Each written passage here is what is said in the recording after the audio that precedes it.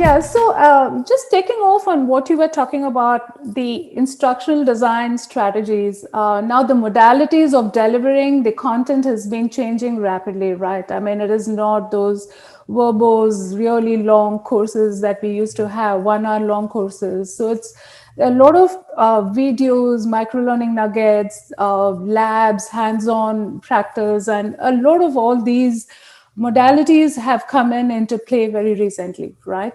And also, I think that one is how do organizations adapt to it? They already have legacy content. They already have a lot of content that they have created in the past. How do they quickly adapt to make sure that it's available for the modern learners is one of the questions. And the second question that I had was, the shelf life of content itself, right? I mean, they keep changing because product companies, for example, they have to keep, updating their products, or there is a different approach to, or new concepts that are coming in every day.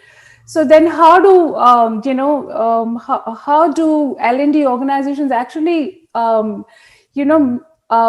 make themselves agile enough to create that kind of content to be able to give to the learners? So those were the two different questions. One is the instructional strategies and the modalities. How is it changing, and how do L&D organizations adapt? And two is changing technologies, and and how do we make sure the organizations are agile to keep giving the right kind of content? The learner is, to be blunt, overwhelmed with how much content is out there, and right with Darrell, I think LXPs are interesting, but they're only interesting not as a technology. They're interesting if there's a culture that goes with it. If there's a culture that says, there are 4 things I could watch or read to get this skill, which one is the best one for me? Now, sometimes it's short. I want something short. But sometimes it's really important. I want something deep. In some cases, I want to practice it. And in some cases, I want to see what are 2 or 3 different approaches to doing it. So what the modern learner does, and to use the example of search, I won't eat at a restaurant that I can't look at a review online for. And I literally will be at the door, and she'll say, "Do you want a table for 2?" I go, "Hold on a second, okay?" And I'm checking to see if I want to go there. Now, I'm very frustrated because I can't see, okay, what was the food like on Thursday, because the chef takes off on Thursday. So my reviews aren't deep enough. But what I'm getting at is the learner wants to operate with all these items. The learner wants to be smart. The learner wants to get to the best. So we have got to organize our content in a way that it is enormously able to adjust it, enormously able to do. I'll give you an example. I used to do 15-minute videos.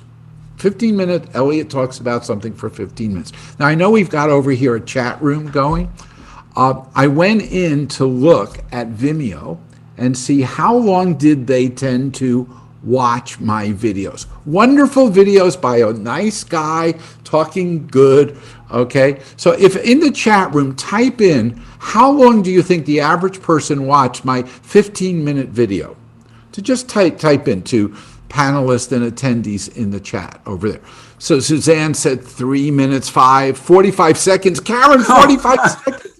You're crushing They're me. fast.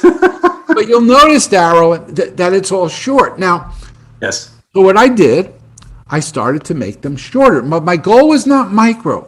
So here's what I did. I made them initially about 4 or 5 minutes, and at the last slide, there was a thing that says, "Do you want more?" Well, you know what I found? 80% wanted more.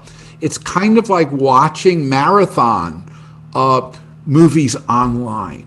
So what we have to do is accept that the learner's going to make choices that optimize her and also optimize the organization. Now, we don't have the language for that. Darrell, and you've been in the field a long time like me. We don't necessarily have the shared taxonomies. We don't have the way in which I can figure it out. We don't even have a way to curate. I want a third button here that's called important but later. I want it, but I don't want it now. Where do you put later? Okay. And I don't even have an interesting way to immediately share it with somebody else. So the LXP will be interesting.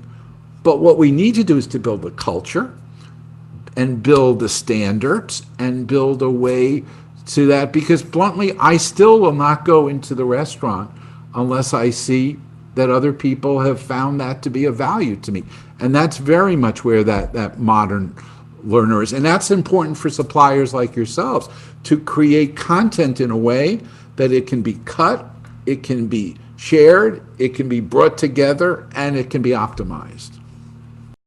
I love your example of holding things off for the future. You know, the email, I put flags on so many things because I'm going to go back and look at them or I need to do something with them.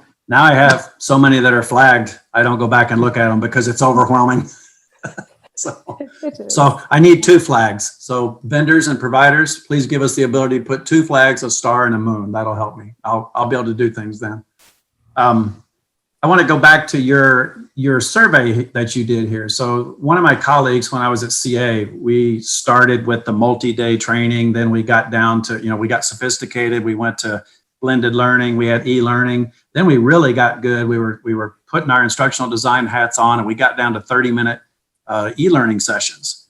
And one of my colleagues, we kind of challenged ourselves, and he went out and worked with several really smart people to do the research to find out what is the sweet spot of, for instance, if you're thinking about subscriptions of e-learning like I am, I'm very conscious of exactly what you just did. How long are people going to be engaged? When I'm doing training for something like that, I think of salespeople. Squirrel. I'm off all over the place. Very short attention span. Give me what I want now and only what I want. And so what my colleague did is in his research, he found that you want to know once people launch on an e-learning title, are they going to finish it all in one setting? Or are they going to get bored and drop off? And what is the sweet spot that if they are likely to finish it, how long does your content need to be to get them to finish in a single setting? So they're not putting it on the shelf and coming back later. And what we found in his research, and CA had, my gosh, we must have had 2,500, 3,000 e-learning titles at any point in time. We found it was 6 to 8 minutes. So I look at that and what it tells me, micro learning, great buzzword. I know what it means for me. I plan on using that type of strategy, but a lot of people just look at it as short pieces of content. It's really much more than that. What I want to talk about here in response to you, Elliott, is chunking of content. Yep. So parsing it into the just enough, just in time, just for me, small pieces of content, active verb tense that are going to help me be able to do something. And then from the provider perspective, make sure that we are enabled with an infrastructure that allows us to build out contextualized environments. I always try to look at training in terms of imagine the day in the life.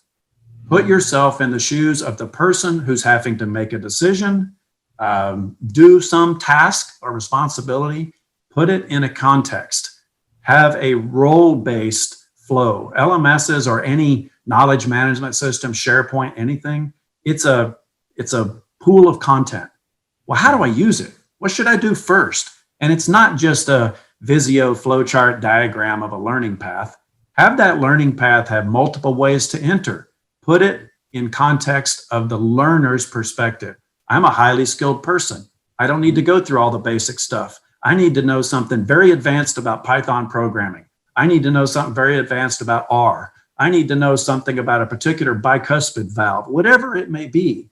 But if I'm a beginner, I want to go into the introductory stuff to learn something about the language of what I'm going to learn. Ultimately, that chunking needs to, and all of us as learning professionals, I think, need to set people up to successfully be able to learn. Because most of the learning, as we know, comes from informal. So we're going to have that drill and practice. We're going to have that reinforcement. But all we're really trying to do is set people up to be able to learn on their own.